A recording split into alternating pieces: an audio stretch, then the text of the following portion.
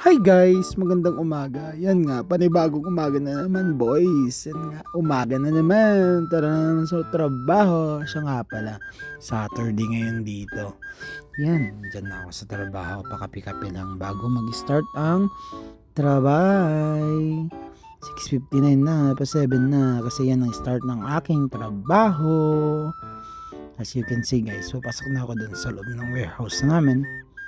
So time check, break time na agad, 9:30. Siya nga pala, pag Saturday dito, may pa-free food sila. Kaya, nakikipila na rin ako. Diba ang pangit ng Canada, no? Matapos kang pagurin, papakainin ka pa. Tapos, wala pang kaltas yun sa sahod, no? Kaya yung mga nagbabalak dyan, huwag na kayong mag-Canada. Masisira buhay nyo. Ganyan lang kasimple. Tapos, boom!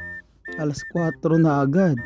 Wala kaming masyadong ginagawa kaya pina-out na kami ng 4 p.m. Tapos tamang linya lang tayo sa punch out. Ang dami na kami. May ibang layong kasama ko. Tapos yan, pauwi na. Kasama ko si Kuya. Nakisakay nga pala tayo sa Nissan ni Kuya. Tamang upo lang ako. Tapos boom! Tamang red light naman yung stoplight.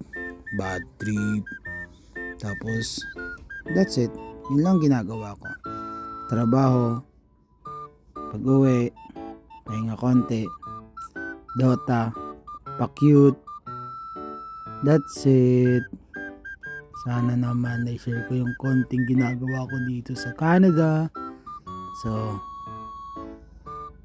tamang play lang ako ng online games ko dyan na isang libangan ko. So that's it guys. Sana nag-enjoy kayo kahit konti lang tong video na to. Hirap pa iayos no. That's it boys. Bye bye. Eyo.